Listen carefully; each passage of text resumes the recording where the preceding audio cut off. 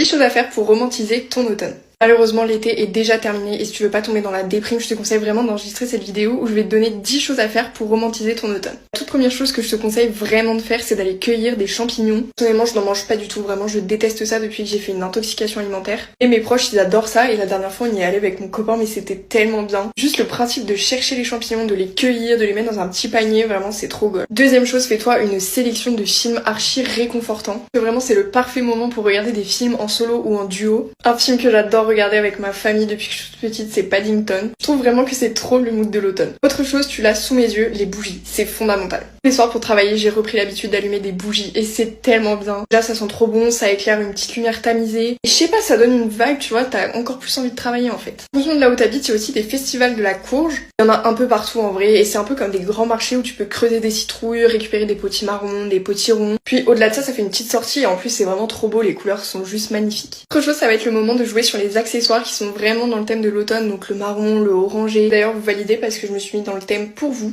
Autre chose que je te conseille vivement de faire, c'est de commencer à lire ou de continuer à lire si t'avais commencé cet été. En automne, il y a énormément de sorties de livres sur tout ce qui est un peu romance, mais aussi sur tout ce qui est fantastique. Je trouve que lire quand il fait pas beau dehors, qu'il fait froid, que t'es dans ton lit, t'es vraiment trop bien.